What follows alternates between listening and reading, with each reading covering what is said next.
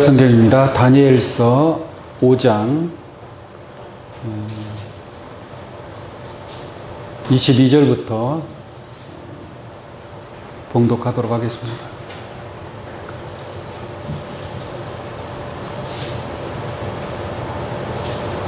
벨사살이여, 왕은 그의 아들이 되어서 이것을 다 알고도 오히려 마음을 낮추지 아니하고 도리어 스스로 높여서 하늘의 주제를 거역하고 그 전 기명을 왕 앞으로 가져다가 왕과 귀인들과 왕후들과 빈궁들이 다 그것으로 술을 마시고 왕이 또 보지도 듣지도 알지도 못하는 금, 은, 동, 철, 목, 석으로 만든 신상들을 찬양하고 도리어 왕의 호흡을 주장하시고 왕의 모든 길을 작정하시는 하나님께는 영광을 돌리지 아니한지라. 이러므로 그의 앞에서 이 손가락이 나와서 이 글을 기록하였나이다. 기록한 글자는 이것이니 곧 메네데겔 우바르시니라.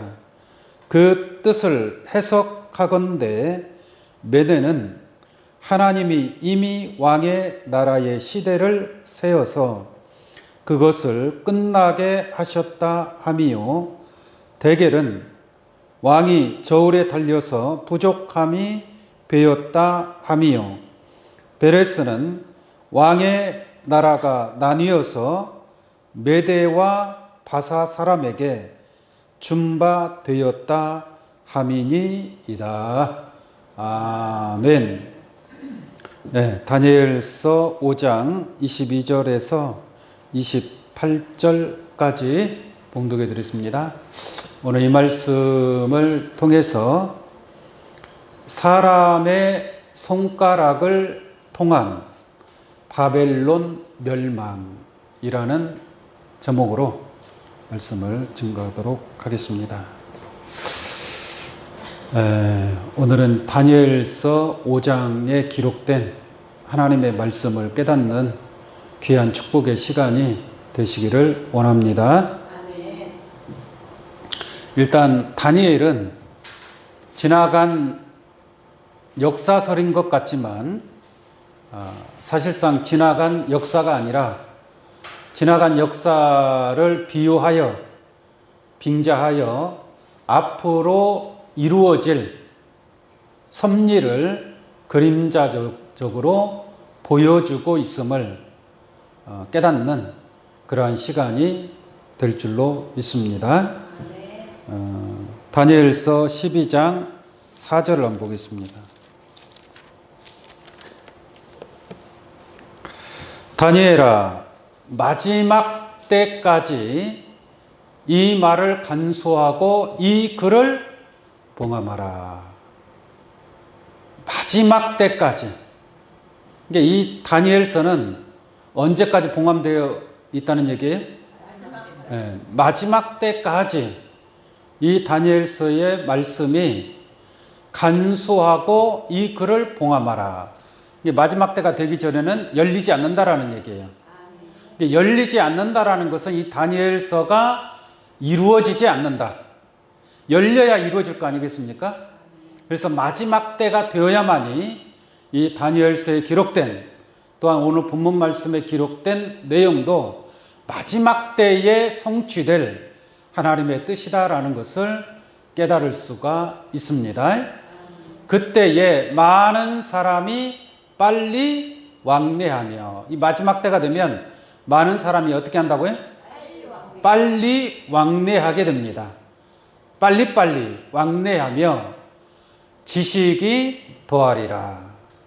이 마지막 때, 이 다니엘서가 이루어질 때가 되면 많은 사람들이 빨리 왕래하는 시대고, 또한 지식이 넘치는 그러한 시대가 될 것을 하나님께서 다니엘을 통해서 말씀하고 있음을 깨달을 수 있는 줄로 믿습니다.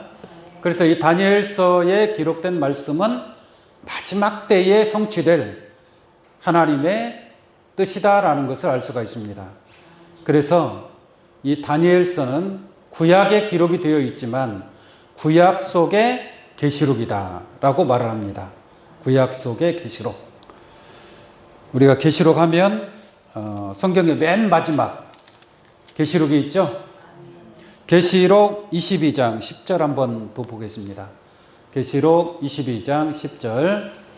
또 내게 말하되 이 책의 예언의 말씀을 임봉하지 말라. 예언의 말씀을 뭐 하지 말라고요? 임봉하지 말라. 임봉하지 말라라는 것은 뭐예요? 개봉하라. 열어놓아라. 할렐루야. 예언의 말씀은 언젠가는 열려요, 안 열려요? 열리고 성취가 되겠죠. 예언의 말씀을 임봉하지 말라라는 것은 개봉하라는 얘기고, 개봉한다라는 것은 그 예언의 말씀이 성취된다라는 얘기예요. 성취된다. 그러면 언제 성취가 될 것이냐? 때가 가까우니라 라고 말씀하고 있죠. 예언의 말씀을 임봉하지 말라. 때가 가까우니라. 이게 마지막 때가 가까우면 예언의 말씀은 임봉하고 싶어도 더 이상 임봉할 수 있어요, 없어요? 없어요. 때가 되면 나오는 줄로 믿습니다. 동물 중에 겨울잠을 자는 동물들이 있죠. 겨울이 지나고 나면 나오지 말라고 해도 나와요, 안 나와요? 다시 나오게 되어 있는 것. 어디에 숨었는지 모르겠는데 때가 되면 꼭 나오게 되어 있어요. 그런 것처럼 이 예언의 말씀, 계시록에 기록된 이 장래에 되어질 말씀도 때가 되면 나오지 말라고 해도 나올 수밖에 없고, 또한 이루어질 수밖에 없다라는 것을 분명하게 말씀을 드립니다. 이 말씀이 이루어지기 전에 하나님께서 원하고 바라는 그러한 참된 마지막 종말에 이루어질 하나님의 뜻을 깨닫고 그 뜻 가운데 거할 수 있는 하나님의 기뻐하는 자가 되시기를 원합니다. 자, 오늘 다니엘서 5장 말씀 한번 보도록 하겠습니다.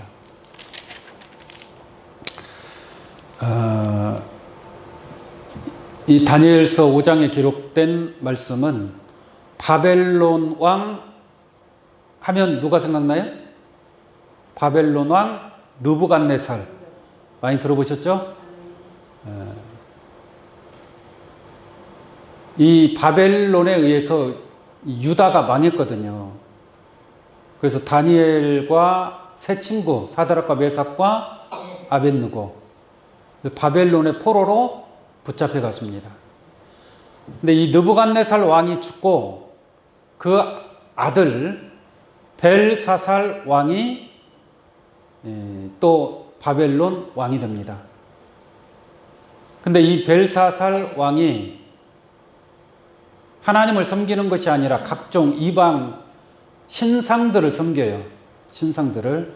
금으로 만든 신상, 은으로 만든 신상, 동으로 만든 신상, 철로 만든 신상, 나무로 만든 신상, 이런 신상들을 이 벨사살 왕이 섬기는 거예요. 그리고 잔치를 베푸는데 귀인 1,000명을 초청해서 잔치를 합니다.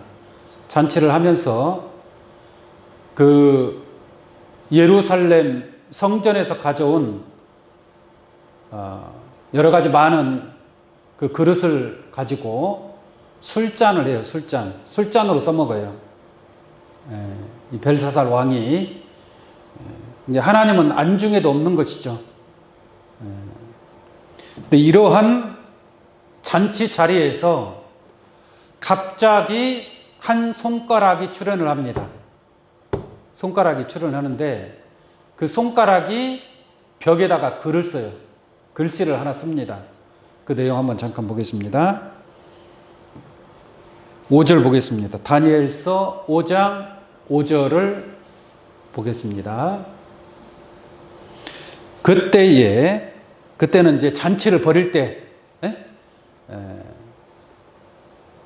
한참 재밌게 술을 먹고 잔치를 벌이고 있는데 그때에 사람의 손가락이 나타나서 왕궁 촛대 맞은편 분벽에 뭐예요?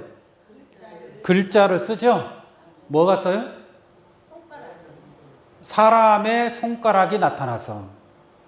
근데 어떤 사람인지는 몰라요. 어떤 사람인지는 모르는데 어쨌든 사람의 손가락이 나타나서 분벽에 분을 칠한 게 화려하게 이 벨사살 왕궁을 화려하게 만든 거예요.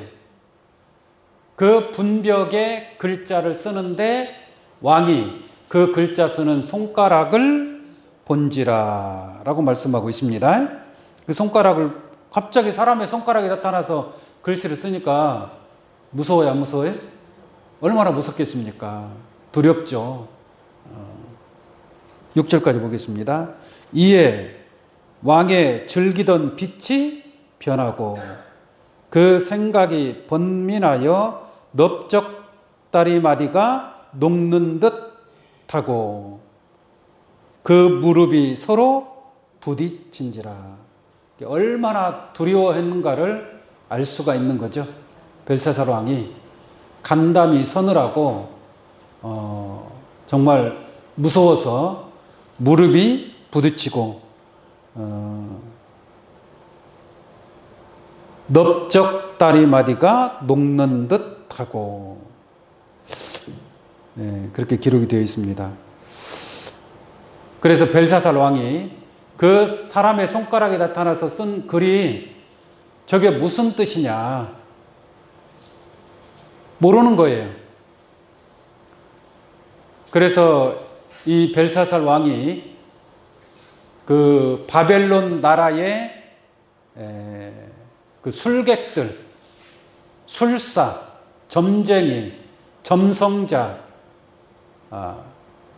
주술하는 사람들, 이런 사람들을 다 불러 모아서 왜 좀 똑똑하다고 하는 사람들일 거 아니겠습니까?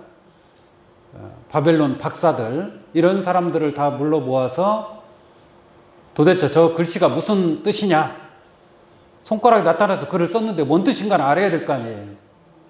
이게 모든 그 술객들, 술사들, 바벨론 점장이 이 사람들을 불러서 해석하라고 하니까 못해요. 못하는 거예요.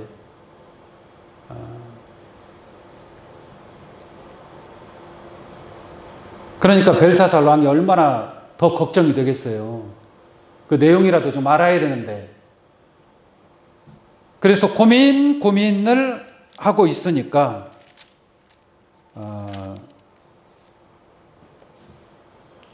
그 왕의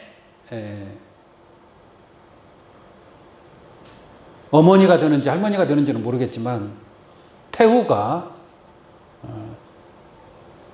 그러니까 그 부왕 느부갓네살 왕 때에 있었던 일들을 다 알고 있는 사람이 있는 겁니다. 그 사람이 바로 태후인데 느부갓네살 왕 때 느부갓네살 왕이 꿈을 꿨잖아요. 그 꿈 해석을 누가 해줬어요? 다니엘이가 해준 거 아닙니까? 그러니까 그것을 예전에 과거에 있었던 일을 태후가 알고 있는 거예요. 나이가 있고 느부갓네살 왕 때 같이 있었기 때문에. 그래서 그 태후가 벨사살 왕에게 뭘 이렇게 걱정을 합니까? 다니엘을 불러서 다니엘에게 해석을 해달라고 하면 아마 틀림없이 해줄 겁니다. 왜냐하면 느부갓네살 왕 때에도 다니엘에게는 신들의 영이 함께하는 자라 뭐 어떠한 것이라도 다 알려줄 겁니다. 해서 벨사살 왕이 다니엘을 부르게 됩니다. 다니엘을 부르니까 다니엘은 하나님이 함께하시는 자 아니겠습니까? 그래서 그 벨사살 왕이 해석을 네가 만약에 해준다면 내가 많은 보물을 주고 또 나라의 셋째 치리자를 삼을 것이다 라고 하는 거예요. 그러니까 다니엘이 하는 말을 잠깐 한번 들어보도록 하겠습니다. 다니엘서 5장 17절 보겠습니다. 17절. 다니엘이 왕에게 대답하여 가로되 왕의 예물은 왕이 스스로 취하시며 왕의 상급은 다른 사람에게 주옵소서. 나 그 보물 상급 별로 원하지 않는다. 그냥 다른 사람에게 줘라. 이게 얼마나 참 여유가 있습니까?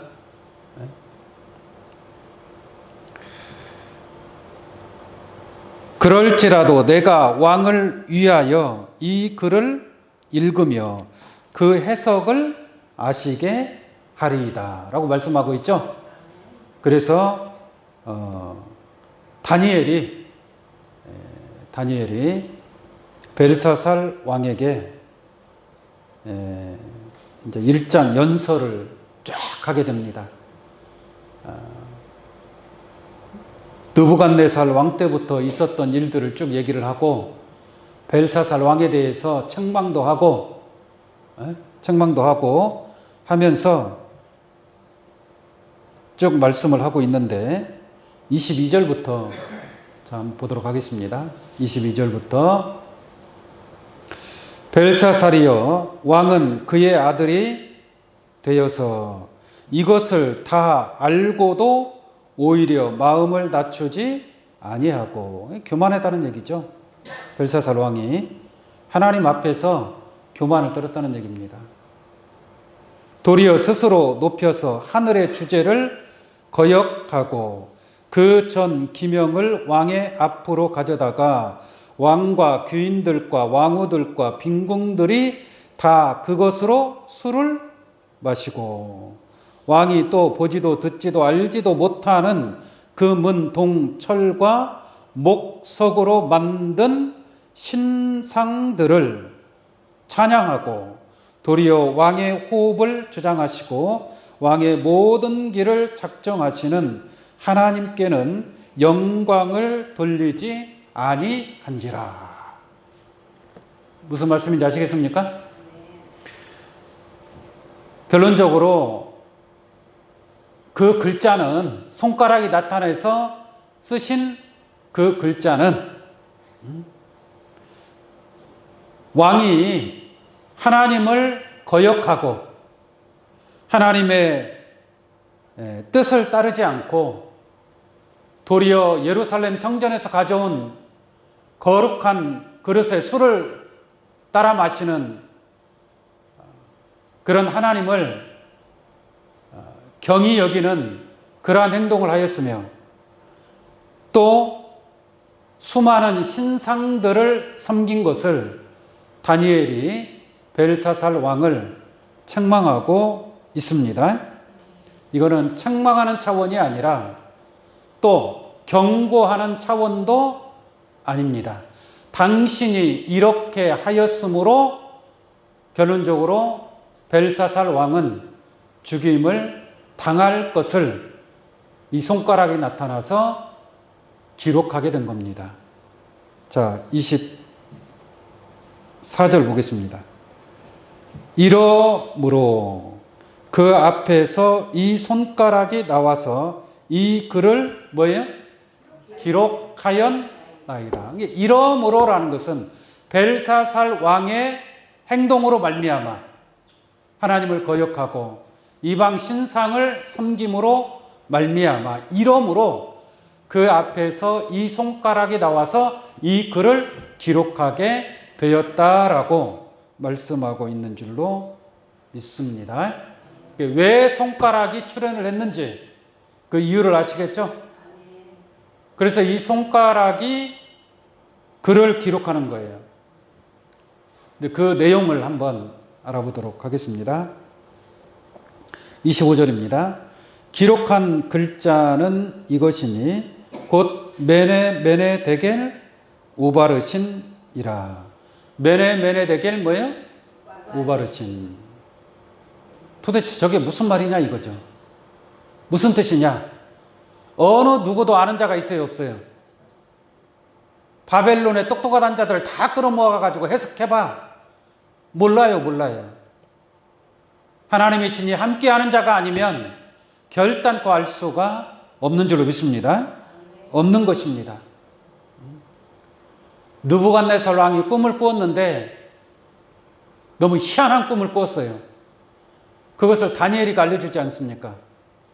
그런데 느부갓네살 왕이 꿈 얘기를 안 해줘요. 내가 무슨 꿈을 꾸었고 그것을 일단 알아야 되고 그 다음에 그 꿈을 해석을 하라고 그래요. 이거 알 사람이 있어요? 여러분들이 어제 저녁에 무슨 꿈을 꿨는지 알 사람이 있어요? 없어요? 없어요. 근데 누가 알았어요? 다니엘이가. 하나님의 신들의 영이 함께한 다니엘이가 알려준 것처럼 이 벨사살 왕에 대한 이 손가락이 쓴 글을 다니엘이가 해석을 하게 됩니다. 자, 해석하는 내용 한번 보겠습니다. 그 뜻을 해석하건대 메네는 하나님이 이미 왕의 나라의 시대를 세워서 그것을 끝나게 하셨다 하미요. 네? 메네는 뭐라고요? 하나님이 이미 왕의 나라. 왕의 나라는 누구의 나라예요? 바벨론이잖아요. 바벨론이라는 그 나라의 시대를 세워서 바벨론이라는 나라가 여러 시대를 거쳐왔을 거 아니에요. 그 시대를 세워서 셌다라는 것은 뭐냐? 계산해 봤다는 얘기예요. 왕의 시대가 얼마만큼 지내왔는지 몇 년 동안 이 바벨론 나라가 지금까지 왔는지 그 시대를 계산하는 거예요. 계산. 이게 왕의 나라의 시대를 세워보니 그것을 끝나게 하셨다 뭐요? 함이요 라는 거예요. 이게 바벨론의 나라는 영원한 나라가 아니라는 겁니다. 영원한 나라가 아니고 그 끝이 있다라는 얘기예요. 시대를 세워보니까 하나님의 작정한 그 왕 바벨론의 나라에 끝이 있다라는 것을 알 수가 있는 줄로 믿습니다. 이게 시대를 세워보니 끝났어요? 안 끝났어요? 바벨론은 이제 끝났다라는 얘기예요. 이게 바벨론은 영원한 나라가 아닙니다. 영원할 것 같지만 사실상 영원한 나라가 아니라 바벨론은 정해진 그 시간이 있고 그 시간이 되면 결국은 멸망에 이를 수밖에 없다라는 것을 알기를 원합니다. 그러나 하나님의 나라는 끝이 있어요? 없어요? 시대를 하나님의 나라는 시대를 셀 수 있어요? 계산이 안 돼요. 계산이. 그냥 영원한 하나님의 나라인 줄로 믿습니다. 그러나 바벨론은 그렇지 않다는 얘기예요. 그래서 메네라는 것은 하나님이 이미 왕의 시대를 세워서 왕의 시대를 세워서 그것을 끝나게 했다. 이게 바벨론은 망할 것을 말씀하고 있는 줄로 믿습니다. 그래서 메네는 바벨론 왕의 나라가 끝났다 이거예요. 메네를 두 번씩 하고 있죠. 그러니까 바벨론 시대가 끝났다라는 것을 더 확실하게 강조하고 있는 거예요. 내가 어떤 말을 두 번씩 얘기할 때는 그 말이 가벼운 말이에요? 중요한 말이에요? 중요한 말이죠. 중요한 말. 바벨론의 시대는 끝났다. 믿기지 않다 할지라도 틀림없이 그 손가락이 기록한 대로 바벨론은 망하게 되는 줄로 믿습니다. 다니엘서 5장 30절 한번 보겠습니다. 30절. 바로 그 뒤에요. 그날 밤에 갈대아 왕 벨사살이 뭐하고? 죽임을 당하고.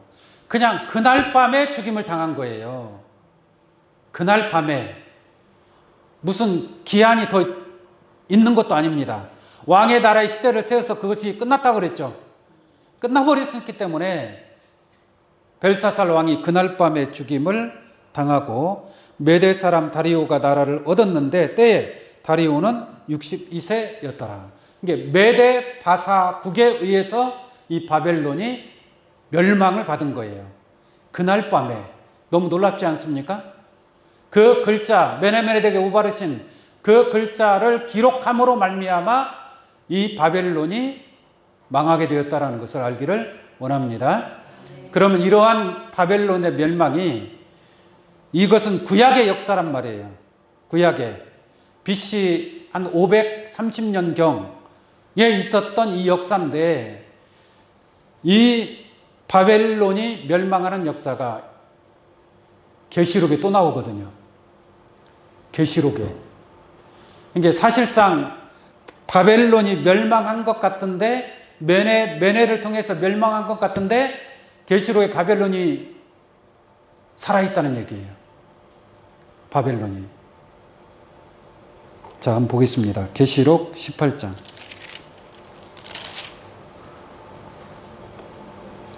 계시록 18장 2절을 한번 보겠습니다. 힘센 음성으로 외쳐가로되 무너졌도다 무너졌도다 큰 성 바벨론이여. 계시록 18장에서 이루어질 내용이다 이 말이에요. 무너졌도다 무너졌도다 큰 성 바벨론이여. 귀신의 처소와 각종 더러운 영에 모이는 곳과 각종 더럽고 가증한 새에 모이는 곳이 되었도다 라고 말씀하고 있죠. 근데 지금은 바벨론이 아직 무너진 게 아닙니다. 일곱째 대접 심판을 통해서 바벨론이 세 갈래로 갈라진다고 그랬죠. 바벨론이 세 갈래로 갈라진다고 했습니다. 그래서 앞으로 이 계시록에 기록된 바벨론은 육적인 바벨론을 두고서 하신 말씀이 아닙니다. 영적인 바벨론. 그러니까 다니엘서의 바벨론 멸망은 육적인 멸망. 그 육적인 바벨론의 멸망은 그림자로서 보여주고 있는 거예요. 진짜 바벨론이 무너지는 것은 계시록 18장 2절에 기록된 말씀과 같이 이때에 가서, 마지막 때에 가서 이루어질 하나님의 뜻이다라는 것을 깨우침 받기를 바랍니다. 다니엘서 18장 10절을 한번 보겠습니다. 다니엘서 18장 10절. 그 고난을 무서워하여 멀리 서서 가로되 화이또다 화이또다 큰 성 견고한 성 바벨론이여. 일시간에 네 심판이 뭐예요? 이르렀도다. 이게 바벨론이 몇 시간 만에 망하는 거예요? 일시간. 바벨론이 망하는 것은 순식간이다 이 말이에요. 바벨성을 쌓을 때는 얼마나 시간이 많이 걸리고 많은 그 에너지가 들어갔겠습니까? 근데 그 공든탑이 무너질 때는 어떻게 무너지는 거예요? 순식간에 무너지는 거예요. 바벨탑이 무너질 때에는 순식간에 무너지는 겁니다. 17절 한번 보겠습니다. 17절, 계시록 18장 17절. 그러한 두가 일시간에 뭐예요? 망하였도다. 각 선장과 각 처를 다니는 성객들과 선인들과 바다에서 일하는 자들이 멀리 서서 그 불붙는 연기를 보고 외쳐가로되 이 큰 성과 같은 성이 어디 있느뇨 하며. 19절 보겠습니다. 티끌을 자기 머리에 뿌리고 울고 애통하며 외쳐가로되 화이또다 화이또다 이 큰 성이여. 작은 성이에요? 큰 성이에요? 큰 성. 이게 수많은 사람들로 조직된 그러한 조직체, 비진리의 말씀으로 조직된 단체, 각종 귀신의 영을 받은 자들을 가리키고 있습니다. 큰 성이여 바다에서 배부리는 모든 자들이 너의 보배로운 상품을 인하여 치부하였더니 일시간에 뭐예요? 망하였도다. 결론적으로 다니엘서 오늘 본문 말씀의 바벨론의 멸망은 계시록에 기록된 큰 성 바벨론의 멸망을 그림자적으로 보여주고 있다는 것을 알기를 원합니다. 이게 계시록의 영적 바벨론 큰 성도 무너질 때가 있어요, 없어요? 무너질 때가 있다는 얘기예요. 이게 작정한 기한이 있는 겁니다. 기한이. 영원한 성이 아니란 말이에요. 바벨론 성은 영원한 성이 아니라 진짜 영원 무궁한 생명을 얻을 성은 거룩한 성 예루살렘이다라고 말씀드릴 수 있겠습니다. 자, 오늘 본문 말씀 다시 한번 보도록 하겠습니다.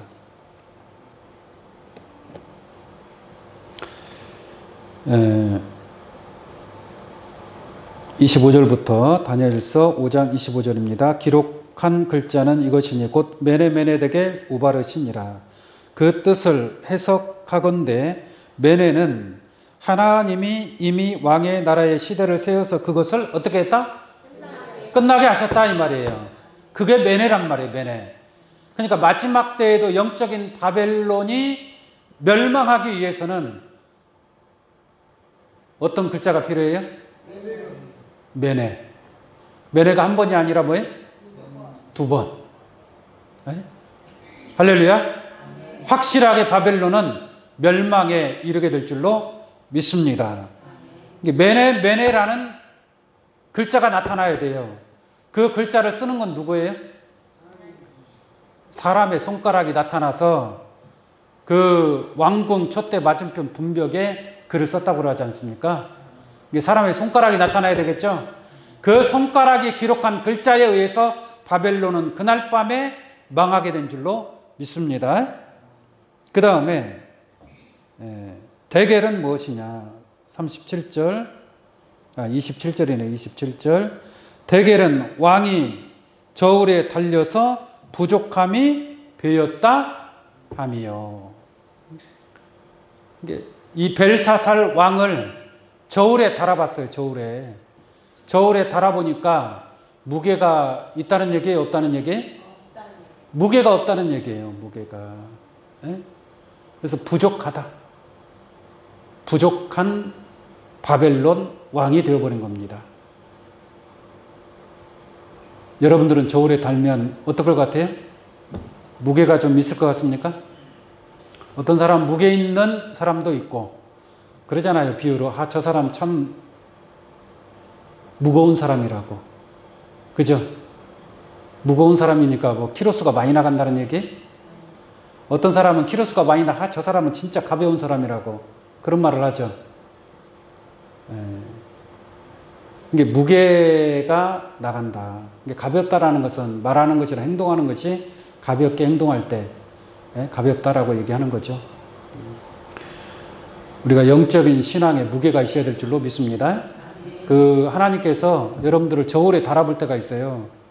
저울에 달아서 무게가 나가는가 아니면은 가벼운가 무게를 달아봐야 될 거 아니에요. 그 기준치가 있어. 하나님의 기준하는 그 기준치가 있을 거 아니에요. 그 기준치에 무게가 더 나가는 사람이 있고 그 기준치에 미치지 못하는 그러한 가벼운 신앙도 있을 것이다라는 얘기예요. 하나님이 그것을 측량할 때가 있습니다. 있어요. 계시록 11장. 계시록 11장 1절 한번 보겠습니다. 또 내게 지팡이 같은 갈대를 주며 말하기를 일어나서 하나님의 성전과 제단과 그 안에서 경배하는 자들을 뭐라 그래요? 청량하되라고 말씀하고 있잖아요. 그러니까 하나님의 성전과 성전 안에서 경배하는 자들을 청량하니까 여러분 지금 어디 안에 있는 거예요? 성전 안에 있는 자들이잖아요. 성전 밖에 있는 자들을 측량하는 게 아니고 성전 안에 있는 자들을 측량을 하는 거예요. 여러분들의 믿음의 무게, 말씀의 무게, 열매의 무게, 이러한 무게를 측량한다 이 말이에요. 뭐 육신적인 몸무게를 측량하겠습니까? 그건 아니잖아요. 믿음의 분량을 측량하는 거예요. 믿음의 분량을. 측량해서 측량값이 나올 거 아니에요. 측량값이. 그러면 하나님 앞에 온전한 구원을 얻는 자도 있고 또 부족한 자도 있을 것이고. 할렐루야. 그래서 비유로 얘기하잖아요. 슬기로운 처녀가 있고 미련한 처녀가 있습니다. 영적으로 저울에 달아봐요. 누가 구원받는 거예요? 슬기로운 처녀들이 구원을 받는 거죠. 슬기로운 처녀는 등과 함께 기름까지 준비했단 말이에요. 근데 미련한 처녀는 등만 준비했지 따로 예비된 기름이 있어요? 없어요? 없는 거예요. 점점 가벼워지는 거죠. 기름이 점점 달잖아요. 가벼워지는 거죠. 알곡은 무게가 나가죠. 알곡은. 그러나 가라지는 무게가 있어요, 없어요? 무게가 없어요. 조그만한 바람만 불어도 휙 날아가 버리는 거예요. 무게 없는 신앙. 하나님의 말씀에 무게가 있으면 그 바람에 의해서 날아가나요? 날아가지 않죠. 무게가 없으니까 그냥 육신적으로 조금 힘들고 육신적으로 어렵고 그러면 신앙을 포기해버리는 가벼운 신앙이죠. 가벼운 신앙. 하나님께서 그러한 것들을 측량하게 될 줄로 믿습니다.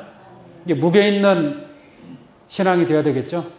지난주에 말씀을 들은 것처럼 나더러 주여 주여 하는 사람들이 있어요. 그러나 상대적으로 주여 주여 하지 않고 아버지의 뜻대로 행하는 자가 있습니다. 누가 더 무게가 많이 나가겠어요? 아버지의 뜻대로 행하는 자가 무게가 더 나가게 될 줄로 믿습니다. 시편 62편 9절을 한번 보겠습니다. 시편 62편 9절. 진실로 천한 자도 헛되고 높은 자도 뭐예요? 거짓되니 저울에 달면 들려 익김보다 뭐예요? 경하리로다. 경하다라는 것은 가볍다는 얘기예요.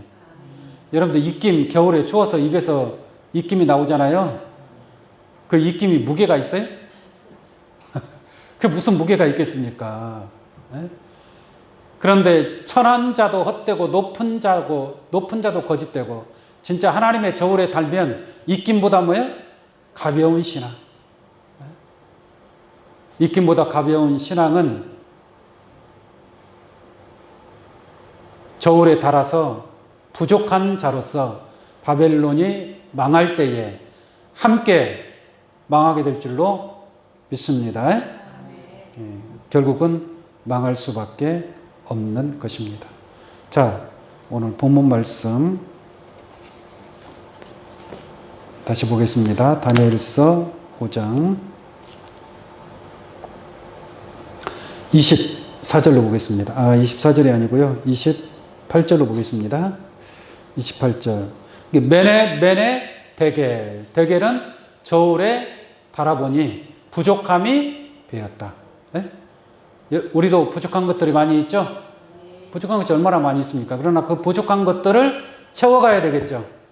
하나님 말씀을 통해서, 기도를 통해서 그 부족한 것들을 채워갑니다. 채우면 채울수록 무게가 더 나가는 것 아니겠어요? 이제 그러한 무게 있는 참 신앙을 이루어 가시기를 바랍니다. 그 다음에 베레스는 왕의 나라가 나뉘어서 메대와 바사 사람에게 준바되었다 함이니라.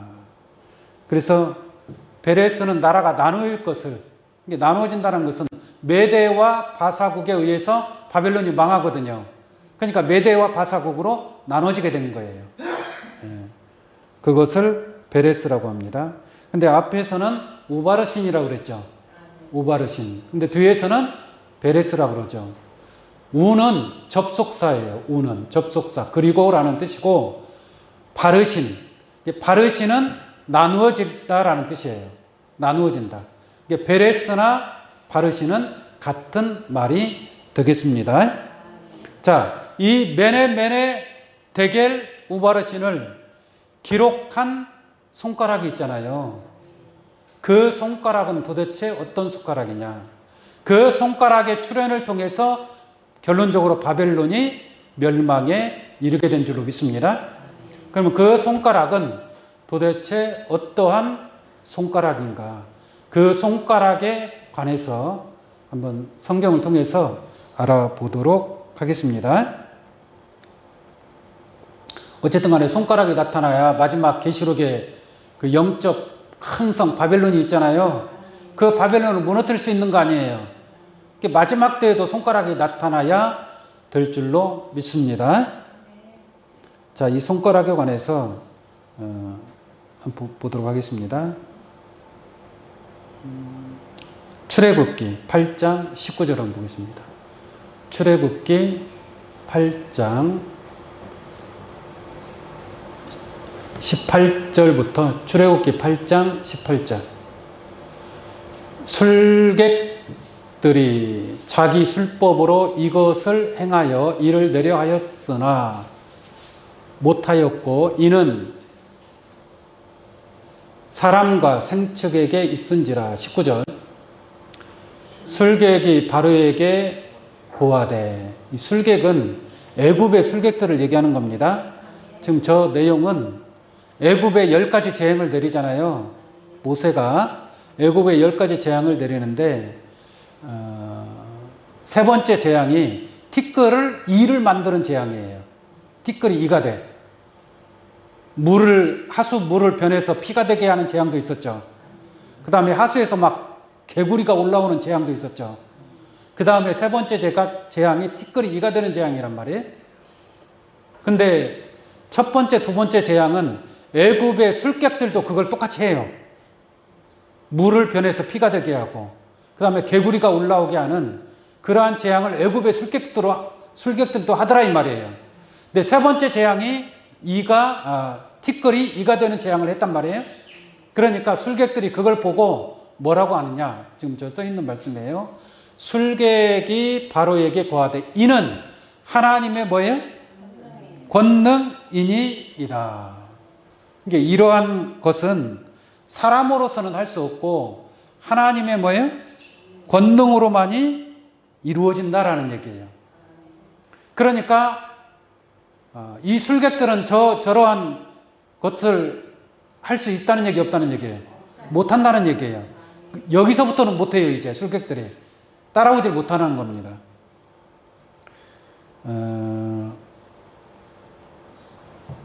바로에게 고하되 이는 하나님의 권능이니이다 그랬죠. 그 권능 써놓고 옆에 사자라고 써 있어요. 사자 주애란에 보시면 뭐라고 돼 있어요? 손가락이라고 돼 있어요. 손가락. 그러니까 이는 하나님의 권능이니, 이게 권능은 하나님의 손가락이다 이 말이에요. 하나님의 손가락. 이게 하나님의 권능의 손가락이다라고 말씀을 드립니다. 하나님의 권능이니 이는 바로의 마음이 강팍해 되어 그들이 듣지 아니하였으니 여호와의 말씀과 같더라라고 말씀하고 있습니다. 그러니까 이 애굽에 10가지 재앙을 내리는 것은 무엇으로 10가지 재앙을 내렸어요? 이게 하나님의 손가락의 권능이 나타난 거예요. 손가락은 권능을 상징하고 있습니다. 손가락은 권세와 능력을 상징하고 있다 이 말이에요. 손가락에는 힘이 있는 겁니다. 그냥 어떤 사람 이런 말을 하잖아요. 야, 너 정도는 내가 손가락 하나로도 이길 수 있다 그런 말 하죠. 네?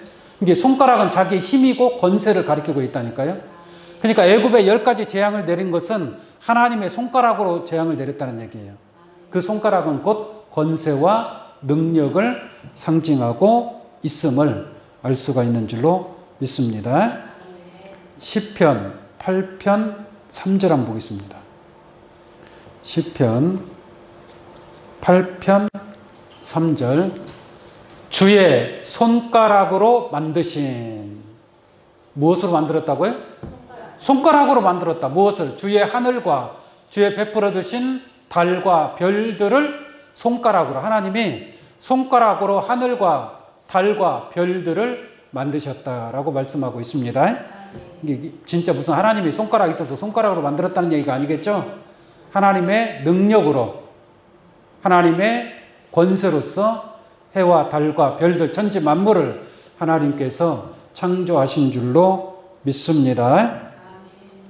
잠언서 7장 3절 한번 보겠습니다. 잠언서 7장 3절.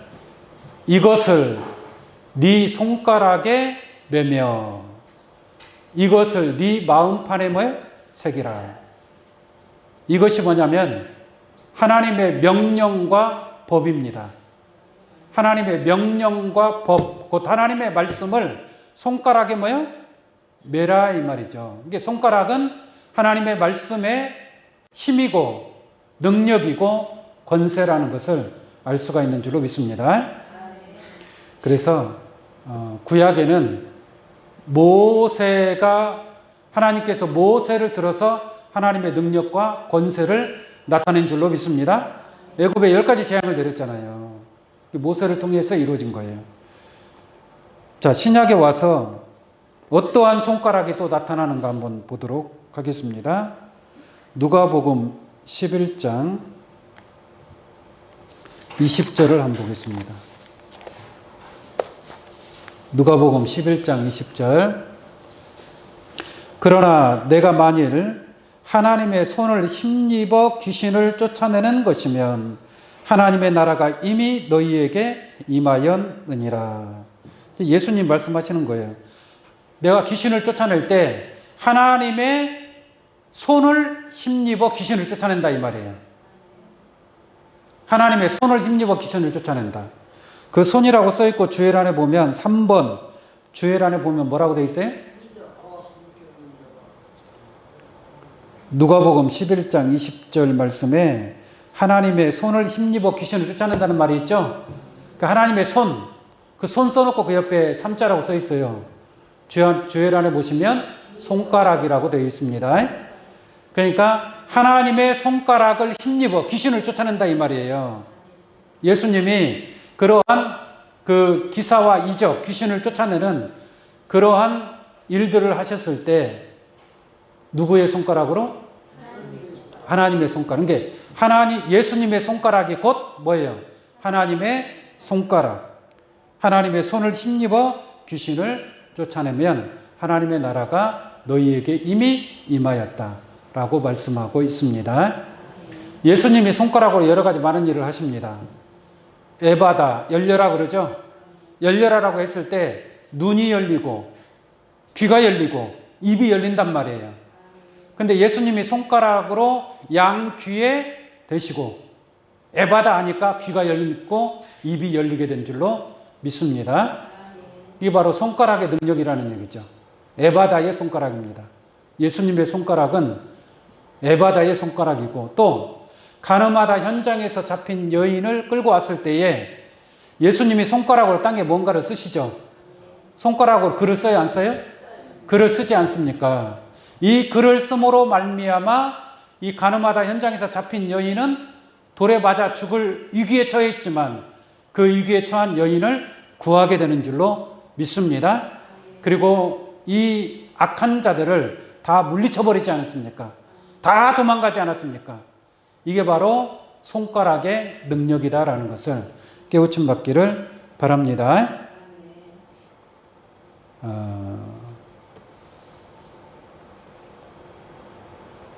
이사야 53장 1절 한번 보겠습니다. 이사야 53장 1절.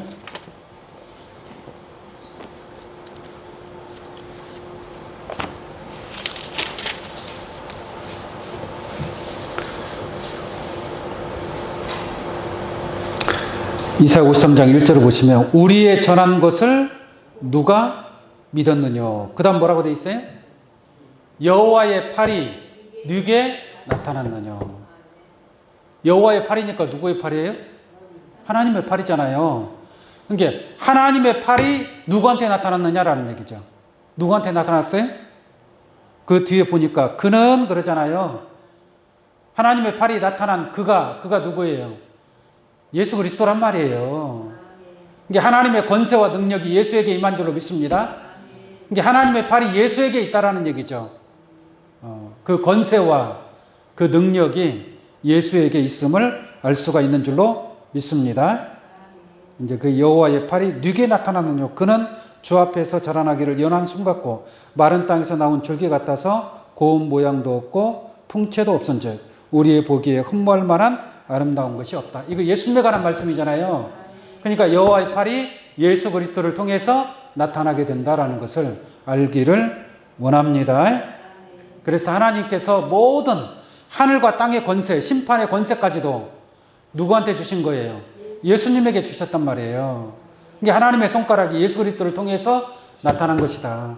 근데 예수 그리스도를 통해서 나타났지만 땅에다가 글을 써서 가늠하다 현장에 잡힌 여인은 구했지만 그 손가락으로 메네 데겔 우바르신을 쓰신 적은 있어요, 없어요? 아직 바벨론이 망하지 않고 영적인 바벨론이 아직까지 존재하고 있다는 것을 알 수가 있겠죠. 그러면 이 권능의 손가락을 가진 어느 누군가가 바벨론을 멸망시키는 그러한 판결문이 나와야 된다 이 말이에요. 근데 예수님이 그 하나님의 손가락이 된 거는 알 수가 있어요. 그런데 또 예수님이 그 하나님으로부터 받은 모든 권세, 근데 예수님이 그런 말을 해요. 나는 나를 믿지 아니하는 자를 내가 심판하러 온 것이 아니다. 나는 심판하러 온 것이 아니라 세상을 구원하러 왔다라고 그랬죠. 그리고 내 말을 받지 아니하고 나를 믿지 아니하는 자를 심판할 이가 있으니 라고 말씀하고 있는 줄로 믿습니다. 자, 계시록 2장 26절로 보겠습니다. 계시록 2장 26절입니다. 이기는 자와 끝까지 내일을 지키는 그에게. 여기서 누가 나오냐? 이기는 자가 나오고 끝까지 내일을 지키는 자들이 나옵니다. 이들이 뭘 받아요? 뭘 받는가 볼게요. 그에게 만국을 다스리는 권세를 주리니. 뭘 주리니? 권세를 준단 말이에요. 그것도 그냥 일국을 다스리는 권세가 아니라 만국을 다스리는 권세를 주신다 이 말이에요. 누가 주느냐? 만국을 다스리는 권세를 주리니. 그 다음 7절. 그가 철장을 가지고 저희를 다스려 질그릇 깨트리는 것과 같이 하리라. 할렐루야. 저 권세를 가지고 있으면 바벨론을 깨트리게 될 줄로 믿습니다. 깨트리는 것 같이 하리라. 나도 내 아버지께 받은 것이 뭐예요? 그러하니라. 그러니까 예수님도 저 권세를 누구로부터 받았어요? 하나님부터 받았잖아요. 아까 예수님이 그랬잖아요. 하늘과 땅의 권세를 내게 주셨다고 그랬죠. 하나님은 아무도 심판하지 아니하고 심판의 권세를 아들에게 주신 줄로 믿습니다. 그런데 그 아들 예수 그리스도가 이기는 자와 끝까지 내일을 지키는 그에게 만국을 다스리는 권세를 주신다라고 말씀하고 있는 줄로 믿습니다. 그러니까 그 권세, 그 손가락은 권세를 상징한다고 그랬잖아요. 그러니까 하나님의 권세가 예수님에게 있고 예수님이 그 권세를 누구한테 준다? 이기는 자와 끝까지 내일을 지키는 자에게 그러한 권세, 손가락의 권세를 주신다라는 말씀인 줄로 믿습니다. 그래서 마지막 때에 이 메네 데겔 우바르신의 그 분벽에 쓴 판결문을 통해서 바벨론이 멸망에 이르듯 앞으로 영적인 바벨론도 저 사람의 손가락이 되는 사명자를 통해서 만국을 다스릴 권세를 얻은 이기는 자와 끝까지 내일을 지키는 자를 통해서 바벨론의 멸망이 이루어지는 그러한 역사가 세워지게 될 줄로 믿습니다. 오늘 이 자리에 계신 여러분들도 끝까지 지키는 자가 되어서 바벨론 멸망의 그러한 사명을 감당할 수 있는 하늘의 손가락의 권세가 여러분들에게 함께하는 귀한 축복이 영원토록 함께 하시기를 간절히 축원합니다. 기도하겠습니다.